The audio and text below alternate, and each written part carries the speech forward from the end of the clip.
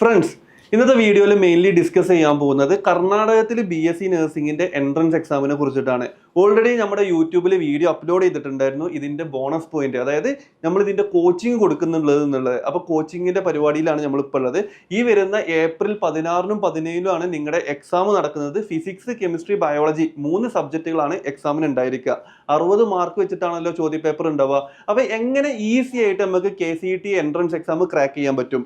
അത് ക്രാക്ക് ചെയ്ത് കഴിഞ്ഞാലുള്ള ബെനിഫിറ്റ് എന്താണെന്ന് വെച്ചാൽ കർണാടകത്തിലെ ഏറ്റവും ടോപ്പ് പ്രീമിയം കോളേജസ് ആയിട്ടുള്ള JSS medical college, Ramaiah, Vaidehi, KIMS, saint John's, saint Martha's, father Muller's, AJ medical college, Rajarajeshwari medical college പോലുള്ള കർണാടകത്തിലെ ഏറ്റവും ടോപ്പ് പ്രീമിയം മെഡിക്കൽ കോളേജിൽ നിങ്ങൾക്കും BSc നഴ്സിംഗ് മെറിറ്റിൽ പഠിക്കാൻ പറ്റും.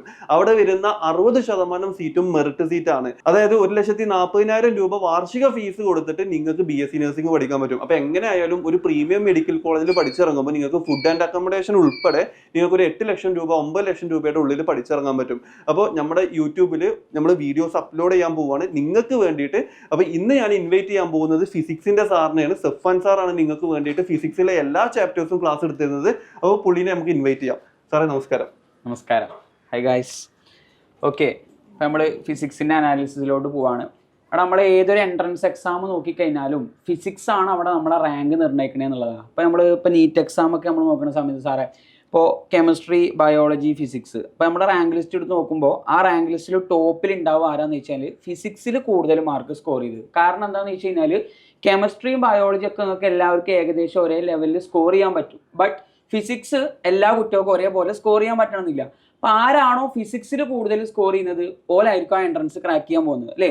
അപ്പോൾ ഫിസിക്സിനെ ഫോക്കസ് ചെയ്തിട്ട് വേണം നമ്മൾ എന്ത് ചെയ്യാൻ വേണ്ടിയിട്ട് ഏതൊരു എൻട്രൻസ് എക്സാമിനും പ്രിപ്പയർ ചെയ്യാൻ വേണ്ടിയിട്ട്. അപ്പോൾ നമ്മൾ ഇന്ന് KCET എക്സാമിന്റെ ചാപ്റ്റർ വൈസ് വെയിറ്റേജ് ഒന്ന് അനലൈസ് ചെയ്ത് നോക്കുക. നമുക്ക് കാര്യമായിട്ട് അധികം ഒന്നും പഠിക്കാനൊന്നുമില്ല. നമ്മൾ +1 +2 പഠിച്ച NCERT തന്നെയാണ് നമുക്ക് ഇവിടെയും പഠിക്കാനുള്ളത്. ഒരു കീം ലെവൽ, നമ്മൾ നീറ്റ് ലെവലോ JEE ലെവലോ JEE അഡ്വാൻസ് ലെവലോ ഒന്നും നമ്മൾ പഠിക്കേണ്ട കാര്യമില്ല. പിള്ളേർക്ക്, മലയാളി കുട്ടികൾ ഒരുപാട് നഴ്സിംഗ് പഠിക്കാൻ പോകുന്നത് കർണാടകത്തിലാണ്. അതെ. അപ്പൊ ഈ ഒരു ക്വസ്റ്റ്യൻ പേപ്പറും കഴിഞ്ഞ വർഷത്തെ നമ്മളൊന്ന് അനലൈസ് ചെയ്ത് നോക്കിയപ്പോൾ ഏതൊരു കുട്ടിക്കാണെന്നുണ്ടെങ്കിലും ഒന്ന് പ്രിപ്പയർ ചെയ്യുകയാണെന്നുണ്ടെങ്കിൽ അവർ ആഗ്രഹിക്കുന്ന കോളേജിൽ അഡ്മിഷൻ കിട്ടും.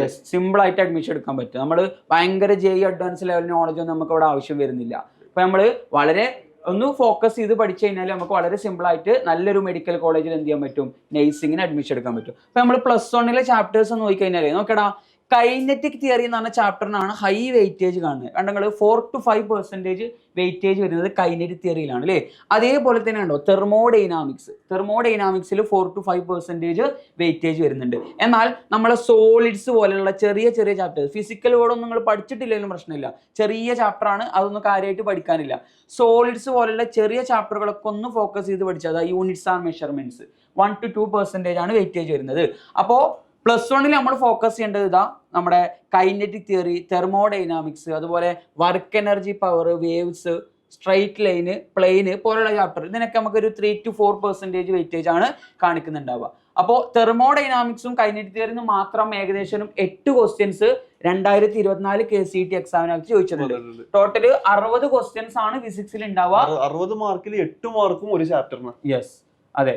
അതായത് നമുക്ക് 60 ക്വസ്റ്റ്യൻസ് ആണ് ഉണ്ടാവുക. ഈ 60 ക്വസ്റ്റ്യൻ ചെയ്യാൻ വേണ്ടി നമ്മളെ 80 മിനിറ്റ് ആണ് ഉണ്ടാവുക, അല്ലെ?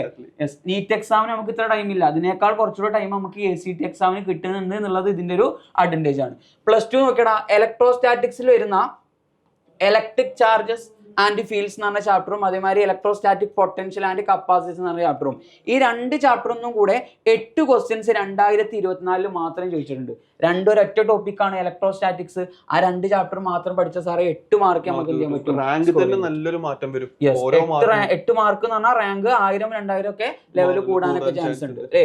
അതേപോലെ നമ്മൾ കറണ്ട് ഇലക്ട്രിസിറ്റി, ഈ കറണ്ട് ഇലക്ട്രിസിറ്റിന് അതേമാതിരി ഇലക്ട്രോസ്റ്റാറ്റിക്സ് ഇമ്പോർട്ടന്റ് ആയിട്ടുള്ള എല്ലാ ചാപ്റ്റേഴ്സിന്റെയും വീഡിയോ നമ്മളെ ചാനലിൽ അപ്ലോഡ് ചെയ്തിട്ടുണ്ട്. അപ്പൊ അതൊക്കെ ഒന്ന് ഫോക്കസ് ചെയ്ത് പഠിച്ചു കഴിഞ്ഞാൽ നമുക്ക് എന്ത് ചെയ്യാൻ പറ്റും, വളരെ സിമ്പിൾ ആയിട്ട് ക്രാക്ക് ചെയ്യാൻ പറ്റും. അപ്പോൾ +2 നമ്മൾ ശ്രദ്ധിക്കേണ്ടത് ഇലക്ട്രോസ്റ്റാറ്റിക്സ്, കറണ്ട് ഇലക്ട്രിസിറ്റി, അതേമാതിരി EMI, ഇതിന്റെ ഒക്കെ വീഡിയോ നമ്മൾ എന്ത് ചെയ്തിട്ടുണ്ട്, അപ്ലോഡ് ചെയ്തിട്ടുണ്ട്. അതുപോലെ സെമി കണ്ടക്ടർ ഇലക്ട്രോണിക്സ് എന്ന ചാപ്റ്റർ, അതും നമ്മൾ എന്ത് ചെയ്തിട്ടുണ്ട്, അപ്ലോഡ് ചെയ്തിട്ടുണ്ട്. അപ്പോൾ ഈ ഇമ്പോർട്ടന്റ് ചാപ്റ്ററുകൾ മനസ്സിലാക്കി വെയിറ്റേജ് നോക്കി മനസ്സിലാക്കി ഫിസിക്സിനെ ഫോക്കസ് ചെയ്ത് പഠിക്കുകയാണെന്നുണ്ടെങ്കിൽ വളരെ സിമ്പിൾ ആയിട്ട് നമുക്ക് KCET എക്സാം ക്രാക്ക് ചെയ്തിട്ട് നല്ലൊരു മെഡിക്കൽ കോളേജിൽ BSc നഴ്സിംഗിന് അഡ്മിഷൻ എടുക്കാൻ പറ്റും, അതും വളരെ കുറഞ്ഞ ഫീസിൽ. അതാണ് ഇതിന്റെ ഏറ്റവും വലിയ പ്രത്യേകത.